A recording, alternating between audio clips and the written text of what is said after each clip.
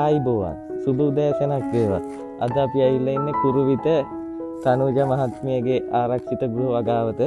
දින 50ක් වෙන තාරා මාළු මිරිස් ප්‍රභේදය දාලා තියෙන්නේ අපේ ආයතනයේ ග්‍රෝ බෑග් සහ පැලවල.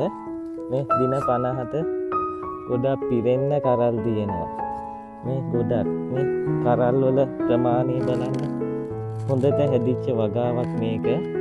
මේ ගහෙත් පිරෙන්න කරල් තියෙනවා. මෙතන වර්ග අධි 2000ක ආරක්ෂිත ගෘහයක් තියෙන්නේ.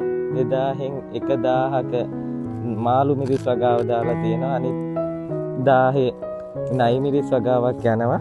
මේ ලොකු මාළු මිරිස් කරල් තනුජ මහත්මිය කරගෙන යන ආරක්ෂිත ගෘහ වගාව.